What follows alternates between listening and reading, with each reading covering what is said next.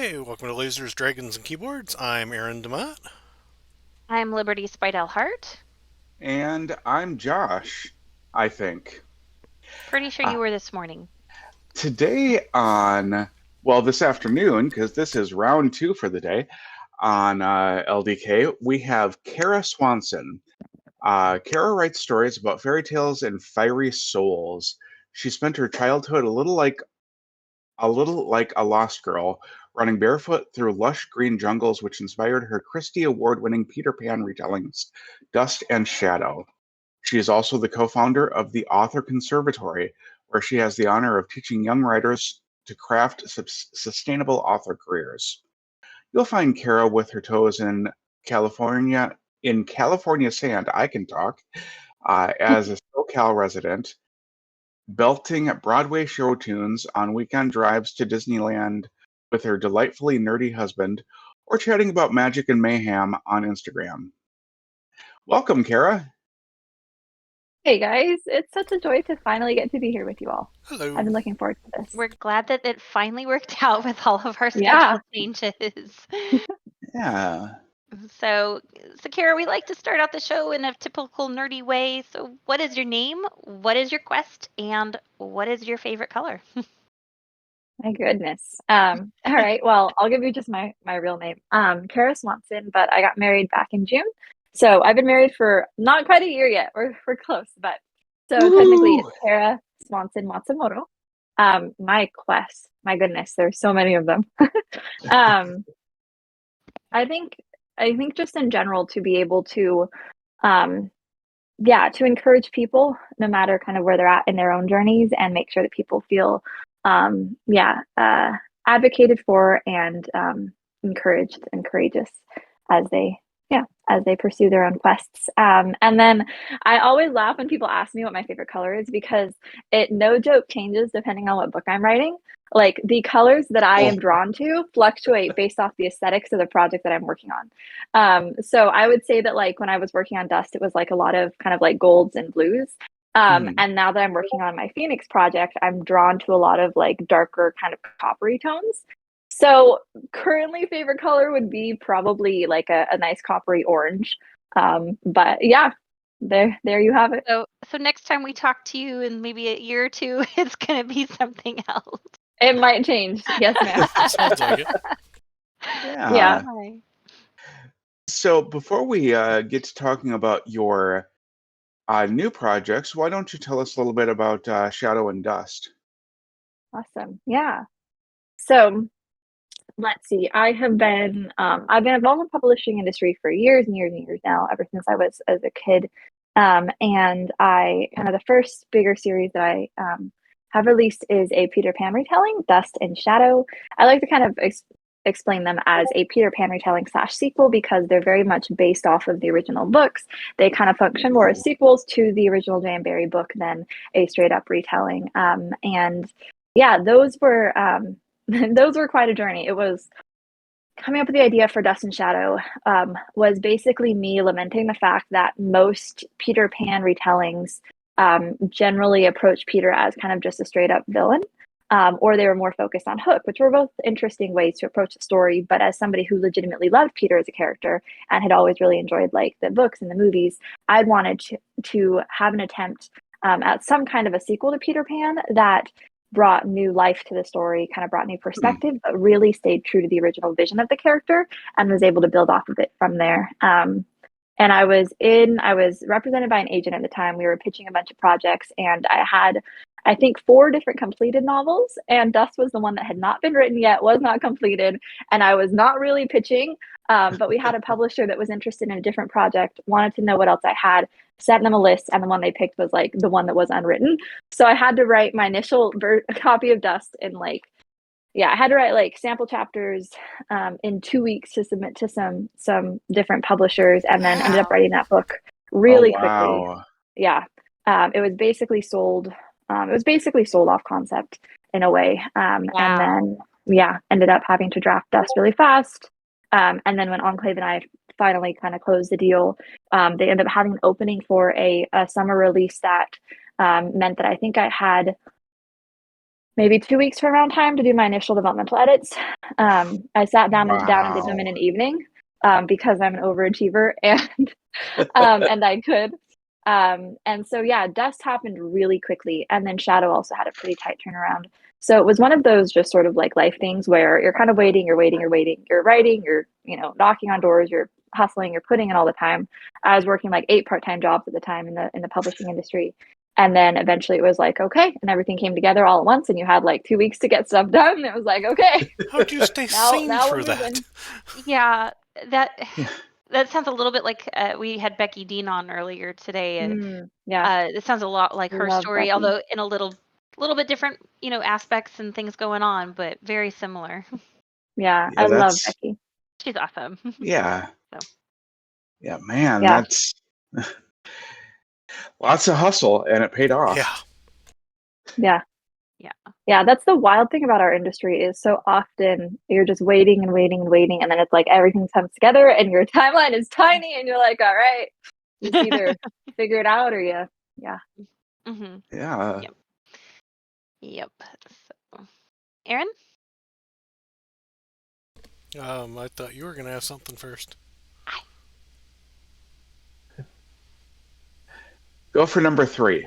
Sure, why not? Do you have a favorite scene or character from your latest book series? Ooh. And tell us a little bit about the latest. Yeah, I'm like, are we talking Dust and Shadow or are we talking new book, which title I can't actually share publicly or else Steve will hunt me down. Um, Okay. yeah, so my new book series is another 2-book series, another duology. Book 1 comes out in 2024, book 2 comes out 2025. So we're still a little ways out from them, but I should have more to share come June as well. And then we're looking at more information not too long after that. But this one is a full-on fantasy project, which I've never written like a straight up fantasy before. So that's been really Mhm. interesting. This one is about phoenixes. Man, how much can I say? Somebody Yeah, dies and so comes it's back to life, I'm fantasy. guessing, with the Phoenix theme? Yeah, lots of themes of yeah, basically lots of themes of how do you find resilience and rebuild your life when it crashes down around you multiple times. There's a lot of themes of like finding warmth and light in places that are really dark. The kind of one of the mechanics of the world building is that it's set on a planet that's basically covered in ice, and the sun is tied to the life force of the phoenixes. And so their sun is alive as long as the phoenixes are regenerating and continuing to do kind of what they were created for. But then when they choose to stop doing that and they choose to basically stop sacrificing and stop dealing with suffering, then they basically let the sun die, which dooms pretty much everybody else on their planet. So there's a lot of different themes in regards to Wow. how our suffering actually does impact others around us, resilience, all kinds of things. What does healing look like? The phoenixes are also telepathic, so there's a lot of elements of, Fun. how do you, what does healing look like physically? What does healing look like emotionally, spiritually? All those different types of threads. So yeah, this project Very is cool. very fantasy, very I would say like has kind of a similar tone to like a little bit of almost like a thriller vibe with just a very sort of survivalist element to it, Hmm. but very much kind of character focused and thematic oriented, as is pretty much everything that I write. Yeah. It sounds like you put a lot of thought into theme. Hmm. Is that something you start working on before you start writing a book, or is it something that just kind of happens organically and you figure out what that looks like? Yeah, it's a really good question. I think it's a bit of both. I am a very, very thematic writer, and I tend to write to process things that I'm like working through in my own life. And so I think that there's just, there tends to be kind of this interesting combination of here's a theme that makes sense with the world building and the characters and whatever I'm working with. Like with Dust and Shadow, it was, pixie dust representing our emotions and our thoughts, and they can either have positive impact or negative impact. The pixie dust can either help you fly or it can harm. Whereas with this one, just innately with them being phoenixes, the reality of, especially even like I find that the more that you grow and the more just responsibility, the more life that you take on, the more you realize that things are just constantly like falling apart and needing to be rebuilt, and that nothing is Mhm. ever stable. Like adulthood is just like, who knows? And so a Yep. lot of it is learning how do you how do you process through that? How do you find how do you find healing in places that really should just be filled with brokenness? And then that being kind of a theme and just a season that I've been walking through in a lot of different ways, and been processing through myself. So it's kind of this mixture of both, I would say. Finding something that makes sense story wise and actually builds the story up while also being able to lean into themes that resonate with me on a deeper heart level. Okay. Honestly, I think that seems a lot like how I write as well. It seems like I'm processing things, and that's what comes out in my books. So I understand Yeah, completely. yeah. Yeah. I think the best writers tend to, Mhm. because it provides an outlet for us, and I think Mhm. it provides that deeper connection with the reader too. Mhm. If it's not something you personally can connect with, then it doesn't Mhm. always come through as genuinely on the page. Yeah. It can be very cathartic. Yeah. So this wasn't per se on the question list, but dovetailing a little bit, like with your writing process and putting those themes that really connect your heart and mind to the story. I When you talk to your avid readers, like, do you find that a lot of them will come up to you and say, "Oh, I've been going through XYZ," and uh, you know what I mean? Yeah. Yeah, totally. Also, I just realized you're wearing an Ahsoka shirt, which I love. So thank you for that. Um, She's my There favorite goes Star Wars another character. hour-long rabbit trail. I know, sorry, but if if you listeners have not seen the Ahsoka trailer yet, I don't know what you're doing with your lives. Also, but Thank yes, you. back to your initial question. Back to your initial question. Um, yeah, I would say that I think the most frequent thing that I hear, other than just a general sort of enjoyment of my books, is yes, the connection point of this character was processing through XYZ, or Claire in Dust and Shadow deals with a lot of depression, and learning how to kind of like look that straight in the eyes and have some kind of understanding of it. And so there's been a lot of young people that have reached out to me, and like some of my favorite moments have been like parents reaching out and saying, "Hey, I read this book and then I gave it to my child, and it actually made a difference." And like it was able to facilitate conversation, or my child was able to find encouragement, or there was healing brought about by these discussions. And by being able to Wow. approach a sensitive topic through another avenue, especially one that maybe feels less triggering if it's something that feels more personal to that person. Mhm. So yeah, Hmm. 100%. Yeah. That's wonderful. I know I mentioned to my daughter Mhm. earlier this morning that I was having that you were on our show today, and she's like, "Oh yeah, I know Kara. I've got her book on my shelf." I'm like, "Yeah, I bought it for you at Real Makers when I was there and had her sign it." But she's like, "Yeah, I haven't read that yet, but now I'm going to really encourage her to, because I know, that would probably be something that she could talk to her friends, that she tends to be a mentor for other kids in her Mm-hmm. area, and that might help her as she helps other kids going through stuff." So, Yeah, yeah, yeah. Yeah. That's definitely my heart. Yeah, and I think too, when you I think I was oftentimes that kid because of having had kind of a more unusual childhood and just being more of an old soul. And even like, oftentimes being the youngest person in the room if I was at a writer's conference, almost always being put in that mentor position with peers. And so being able to kind of take what I've learned and just take the perspective I have and really, I guess, write with empathy is a big thing for me. Writing Hmm. with empathy in a way that allows somebody to feel like they have a safe space to explore things that in reality we're all dealing with. No matter what age you are, it's just hard mhm, sometimes to know how to even talk about it. But it's so important, especially for a young person, to have a safe place to realize they're not alone, because otherwise the Yeah. things that everybody is learning how to process through become overwhelming and debilitating if you don't realize that you're not actually the only person who's feeling these big feelings. yep, definitely. Yeah.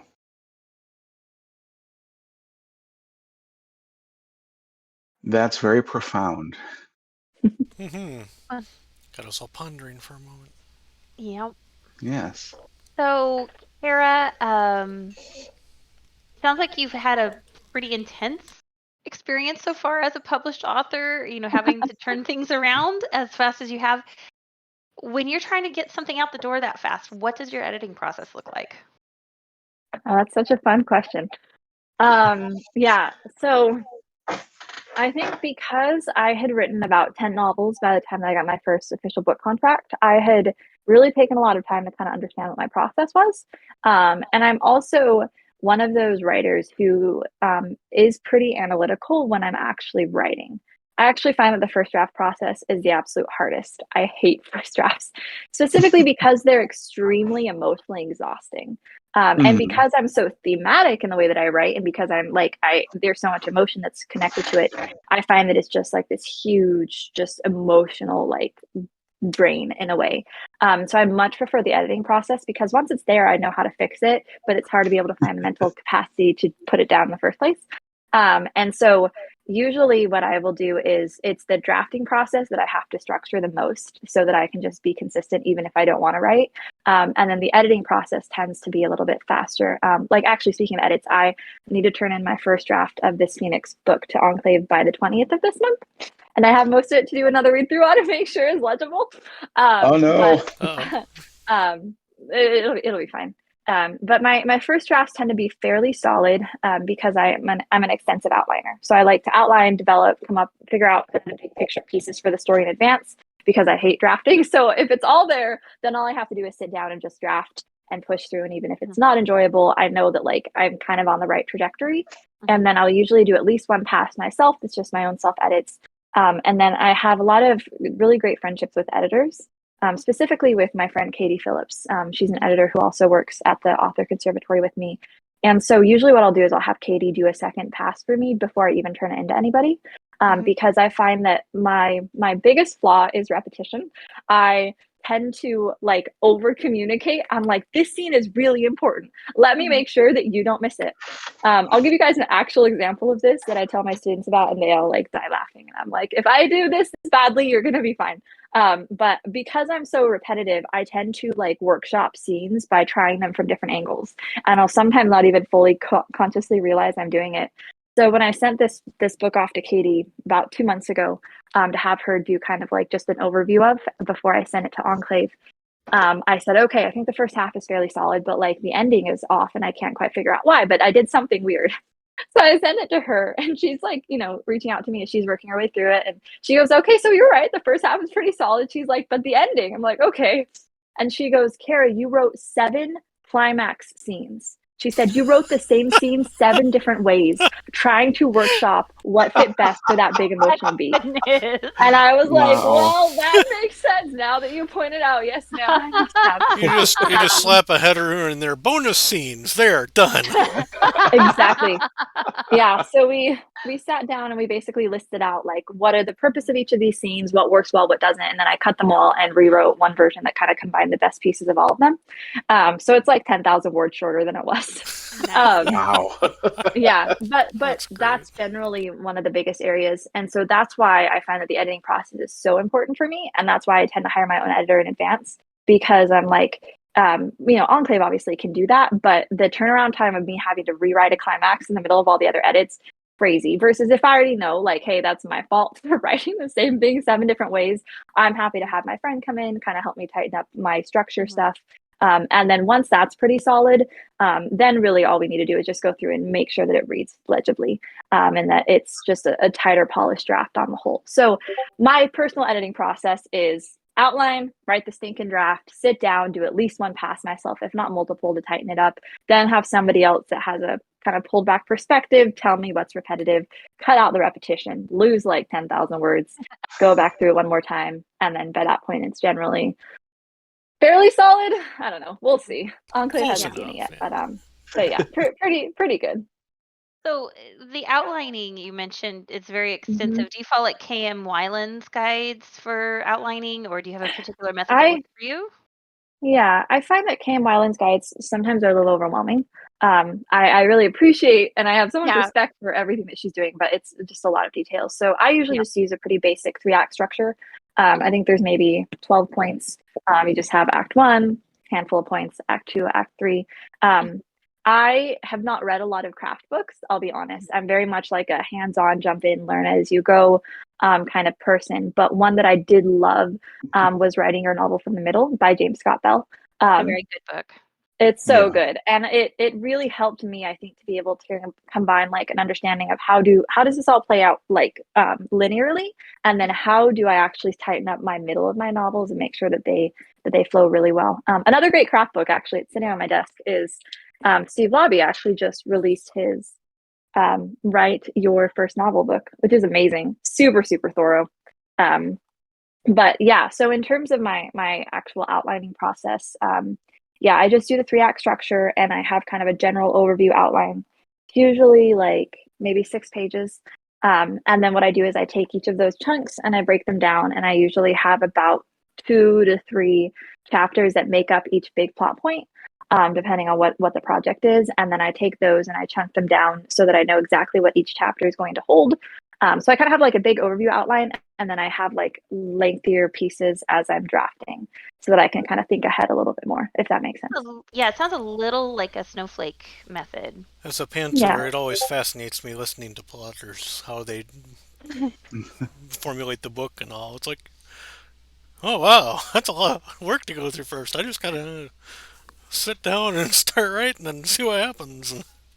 Yeah. Yeah. Well, for me, Although I will admit, though, as I go along, I've started to form an outline. And of course, my outlines are, half a page instead of 6 pages. So, Liberty and I are working on a project together, and she's a plotter, and I am very much so not. So that's been an interesting thing. oh, I bet. So yeah. Yeah, I find that I used to be a pantser, and I still leave a lot of space open in my outline to discovery write. Like I'll have whole characters that appear, all kinds of things. But what I found was that it was taking me 6 drafts to turn out something that was as structurally tight as like a first draft when I outlined it in advance. Because the outline gave my brain space to create and to figure out all the interconnected tissue pieces. So when I sat down, I was able to figure out, Yeah. I was able to basically discovery write kind of the actual way that it flowed, but I already knew what I was aiming toward. And because, as we've discussed, I'm very repetitive and I say the same thing 6 different ways to make sure it's legible, I ended up just like walking myself in circles so much that it would take me forever to get to the point. And so by outlining in advance, I actually started out by reverse outlining. So I'd written a novel, a version of a novel that I'd like written 6 drafts of, and it just wasn't working. I couldn't figure out why. So I created an outline based off the drafted version, which was like, oh shoot, here's all these plot holes. These 6 scenes started saying the same thing. This was years ago, but by reverse outlining it, I could see, okay, here's all the issues that I'm making. And then I created a new outline, redrafted that project 10 times stronger with the redrafted version. And then I had to write Dust and Shadow on deadline. And so I was like, well, here we're going to start outlining from the beginning. And that was probably the third or fourth project that it outlined. But I realized that, I very rarely have to do major rewrites. The most I'll have to do is maybe rewrite 2 scenes in a whole novel. My first drafts are pretty close to final if I have a solid outline, which is just the way my brain works too. But I just found that I couldn't take the time otherwise. So, yeah. Yeah, I definitely understand where you're coming from. I used to write the exact same way, and I kind of came to that same discovery. I was writing, 3, 4, 5, 6 drafts, and I was a much better writer if I had that outline. So, actually, I thought of another question based off of what you were saying. It sounds like you've got a few trunk novels, maybe. Do you have one? Yeah. Do you have one that you hope eventually comes to light and goes out in the publishing world? That's a good question. Actually, it's funny. The Phoenix novel that I'm working on is a version of one that I've been like chipping away at for years. And it originally was, the main character wasn't a phoenix. She was half fallen angel, half human. And it was like this supernatural sort of project. But the world building and the plot itself did not ever click. And I'd written multiple drafts. Wasn't working. Something just wasn't right. And I was having a conversation with a writer friend of mine, and just like randomly, she was like, well, what if she was a phoenix, not like an angel, basically? And I was like, that's actually brilliant and connects all the thematic pieces that haven't been working. Wait, what? You're all just like, I'm going to steal that idea. Yeah, I was like, wait a minute, that's brilliant. And so it still took me, I was chipping away at the concept and the idea while I was working on Dust and Shadow. And then I took basically kind of a year off between the Shadow release and signing another contract to try and figure out like what does this look like? And it took a lot of just finagling because of building a story based off of like a previous version. And had to like change my setting, change my character, had to change the whole character name, like kind of figuring out what I wanted to do. But this story basically is, if there was one or older project that I could have picked to share, it would have been this one. And so it has a lot of the same, I would say, like heart and soul that the other version of this did, and it has, I think, pieces of what I learned I was passionate about as a kid. Like this story was something I worked on as a teen, so there's bits and pieces of that, but also I think the wisdom of like an older me incorporated into it too. And so yeah, I would say this one it's been a pain to figure out how to like make it work with all the previous versions. Like it feels like it's lived several lives of its own as a phoenix. Sure. But yeah, I would say this is the one. Yeah. All right. So, Kara, several times you've mentioned the conservatory. Do you want to tell us a little bit about that and Yeah, your I'd love involvement? to. Yes. And it's fun because this kind of ties into outlining too. So let's see where to start. So obviously I, write books, and that's one of my full-time jobs. But my other full-time day job is that I run the Author Conservatory, which is a college alternative program for young writers. So it's all online. The conservatory started out as just a high-level coaching program. I work with Brett Harris. I don't know if you guys are familiar with him. He and his brother wrote Do Hard Things back in the day, and he's just been involved with young writers for a long time. We connected around the same time that The Girl Who Could See came out, my novella. We've been working together for 5 or 6 years now, and we had started working, just doing kind of like a coaching program with some of our more advanced students. Through he had a previous he had basically a membership program for just teenagers that were interested in writing, kind of an online place for them to grow, to learn, to be able to just interact with each other. And so he brought me in to kind of be an instructor and interact with them and engage with them. And then I just kept poking him, and I was like, hey, Brett, we should do a coaching program. Hey, Brett, we both talk a lot and we love working with teens, and this would be super fun.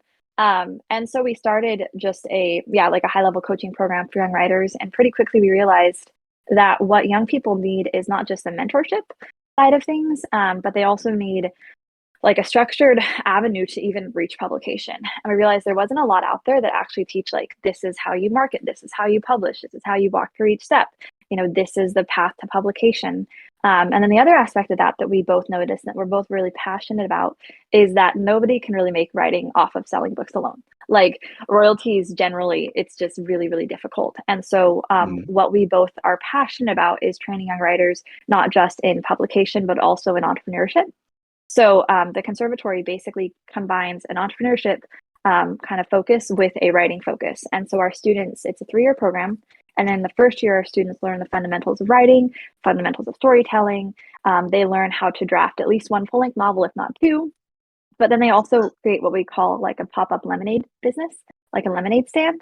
They're making at least $20 an hour. They're basically learning all the marketing tools they'll need to sell books, but in a side business that's less personal and connected to them, and allows them to kind of learn all the different tools, how to value their time, all those kinds of things. So throughout the course of all 3 years, they're basically going to learn, everything about writing, staying on deadline, engaging with other people, networking with professionals, all kinds of things, as well as by the end, hopefully have their own business that they can use to support themselves. A lot of them are paying for the conservatory through their business.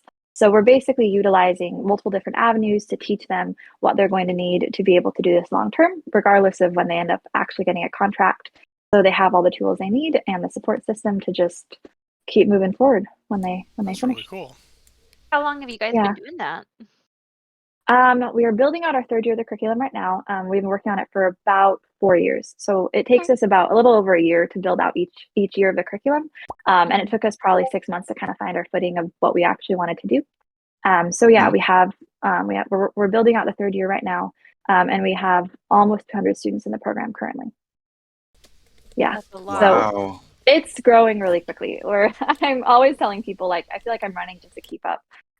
But yeah, it's pretty amazing. And they're just doing fantastic. Like their businesses, the things they're learning, like the amazing thing about young people is that they don't know to be scared of something. Like, you tell them they It's can do true. it, you give them the skills, and they'll just jump in. And so they're excelling. We're having to like add things for them to do because they're just moving through curriculum so quickly.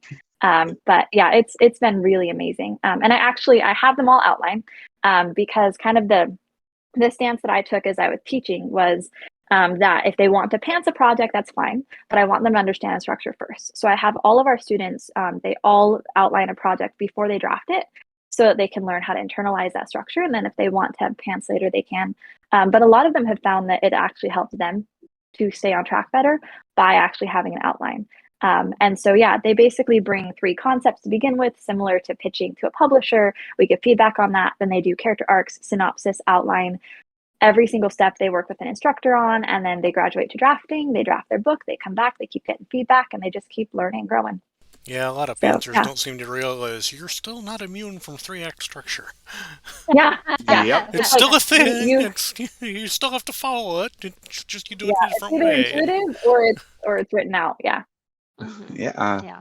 That Well, sounds it like a sounds like really amazing program. yeah. So, and you said you have about 200 students right now? Yeah, yeah, Wow. How are you Wow. guys yeah. Like managing all of 180. that? Sorry, what'd you say? How are you guys managing all of that? It sounds Running around like just chickens with their heads cut off. the 2 of you running it, or is it? We have a pretty big staff. So Okay. I'm the director of the whole program. So I kind of oversee everything. Brett's the CEO of our business, so he kind of helps me with running things. And then we have 8 different departments that I'm actually head of by this point. So we have quite a big staff at this point. I mean, Katie Wow. Phillips is on staff. Steve Lobby comes once a month to do an office hours with students. We've had like Sarah Ella, Nadine Brandis involved at points too. And just, yeah, so we have a lot of people that kind of come by and talk with students. And then we have a lot of instructors that come every single week and get to teach. So, Oh yeah. wow. And for our listeners and viewers who want to know more, where can they find out more information about the conservatory? Yeah. So if you want to know more, our website is just authorconservatory.com. That has a lot more info on it. And then if we have any listeners that have kids that are maybe not quite ready to do something at like a college level yet, you can also look up theyoungwriter.com. And I believe that has information on some of our other programs that are aimed at like slightly younger audiences. So yeah, theyoungwriter.com or authorconservatory.com. What is the age aim for the young writer? Because I know at least all 3 of us have children between the ages of 10 and 14 who are interested in writing. Mhm. Yeah. So we basically have the Young Writers Workshop, which is our online membership program. And I think the youngest is maybe 12. Okay. You'll have to have, parental permission to do that. But that's just, and we have almost 1,000 students in the workshop. It is massive. Wow. Yeah. Wow. So that's just an online resource for them to connect with each other. We have kind of like we have a library. We do monthly like classes for students. They get to engage and interact with each other. It's just like a huge, wonderful, fun place for them to hang out and grow and learn together. And then so that's kind of 12 and up. And then the conservatory, we're generally aiming for like high school age. So, 17-ish, but we have had some like 14-year-olds that were just brilliant. And we're like, okay, cool. You can write circles around us. So you're welcome to come join. But yeah, the workshop is 12 and up. Okay. Awesome. So that's good Yeah. information for all of our listeners. And we'll make sure Yeah. to put those links in the podcast notes. Awesome. Thank you guys. Yeah. Yeah. It's really fun. All right. So now we get to roll a d6 and find out what the next question is. Well, I better get one too if I'm going to roll here. Let's see. All right. That's a favorite of ours.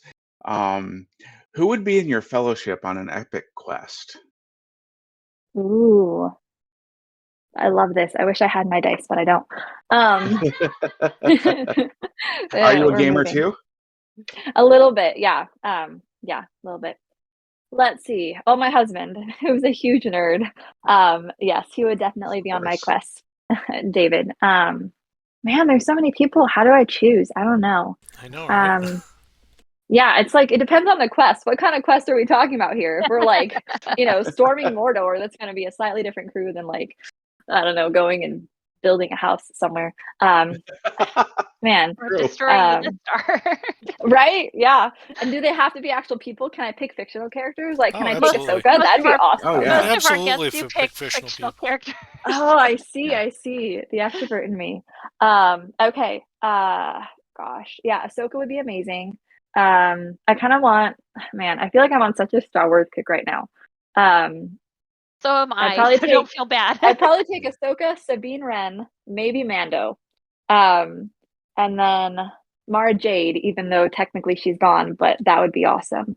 And yeah, man, I don't know how do I choose people? Kyle Katarn, I he's mean, always a there good you bet. already have a powerhouse. Yeah, I feel like right there we have enough Force users that yeah, I'll just go with that. We'll yeah, All we'll right. say that's good It's for a now. pretty strong army right there. Oh, yeah. We could storm Mordor if we had to.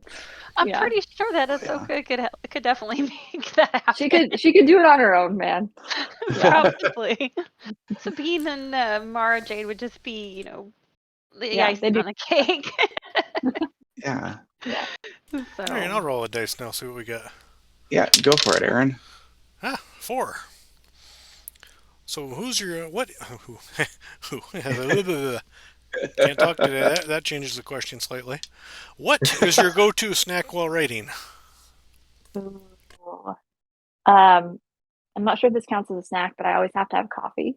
A lot of coffee. Well, that answers I'm another trying to be question, the tea versus coffee question. yeah, coffee definitely. If I'm trying to like eat something healthy, I'll probably have like grapes. In order like something crunchy. But then to be honest, like salt and vinegar chips are delicious. And if I could just Oh, eat those all day, I would. Oh, yeah, yeah. that's like You can have Josh them. and I discovered those a while back, and they are like crack. Oh Yeah. no, I know. Yeah.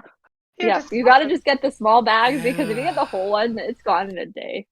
My Yeah. dad we likes those, and I can't. I'm sorry, can't stand them. they sometimes have them at Aldi. I don't know if you guys have Aldi in Mhm. California or not, but they're not as big as the ones like in the big grocery stores. But they're so good. Mm-hmm. Yeah. Yeah. So So, good. yep. So I'm not gonna roll a d6 because I've added like a bunch of questions that weren't on the list. Wow. It's all Um, good. But are you other than the Phoenix story? Is there anything else you're working on next? Or is That you that can pretty much talk your about? biggest project? I know. Well, the sequel to the Phoenix book, I don't know how it's gonna end yet, so I need to figure out what's gonna happen there. Yeah, right now I just like I'm up to my elbows in edits and just trying to get through get through this final read through, but it's pretty solid. So I gave myself a lot of time. So we're pretty good. That's good. Um, yeah, honestly, between edits for the Phoenix book and running the conservatory, and buying a house, moving into a house by June, um, and then traveling, I think I'm doing 8 conferences this summer. It's just Wow. gonna be a little crazy. So that's kind of as much Yeah. as my brain can handle right now. But That's I'm fair. sure there will be other story ideas in the noggin when we're ready to work on them. More than Yeah. likely. So So where can we go to learn more about you and your body of work? Where are you on the internet? Yeah. Yes. Well, I love to be on Instagram. I'm not on there as much as I would like to be, but I'm on Instagram at Kara Swanson Author. I also have a website, karaswanson.com, which I'm in the process of updating a little bit over time. But yeah, karaswanson.com, Kara Swanson Author, Facebook, Kara Swanson. Yeah, just kind of my name anywhere that you would want to find me. But yeah, if people are looking to connect and chat, I would love to be able to connect people on Instagram. And then you can also link my email list is also easy to find through the Instagram. So yeah. Okay. well, awesome. Well, I hope everybody goes and checks out your books. And if you've got a young author in your midst, go check out the conservatory because it sounds like it's an amazing thing. May have to send my daughter over there here in a couple of years too. Yeah. Yeah. Yeah, my Totally son would was love just to have telling me he her. was starting a book, so point him in that direction. Yeah. Yeah. They should definitely come check out the workshop at the very least. That'd be really fun. Yeah, I'm sure she Lots would. of fun. So if I point her in that direction, maybe she's kind of at the age where maybe mom knows everything and maybe mom doesn't. Yeah, So she's 14. So Yeah. that's such a fun age, but yeah, Yeah. figuring out a lot of things. yes, So, definitely. So well, thank you so much for coming on the show today. We've Mhm. had an absolute blast with you and taking the extra time, and I'm glad we finally made this work, Kara. Darn Yeah. technical difficulties anyway. yeah. Yes. Thank you guys. This was really, really fun. And yeah, I'm excited to get to see you guys at Realm Makers. Are you all coming this year? Sadly not. Wanted Um, to. Darn finances.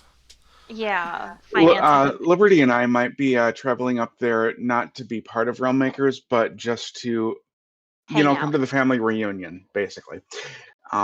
So, Well, Yeah, reunion I that makes wanted sense. to, but it just isn't going to work out this year. So hopefully next year. I hear you. Yeah. yeah. So, Yeah, fortunately for us, St. Louis is not that far. It's about a 4-hour drive. So That's not bad. That's definitely closer than where I am to St. Louis. yeah, Yeah. yeah. So Yeah. we're out near Kansas yeah. City. So That's amazing. yep. Cool. So, Yeah. well, thanks again, Kara. It was an absolute pleasure. Yeah. It was so lovely. Thank you guys. Thank I you. hope you have a great rest of your weekend. I'll see you guys Yes. around. You too. Yeah. Happy Easter. Yes. Happy Easter. Yeah.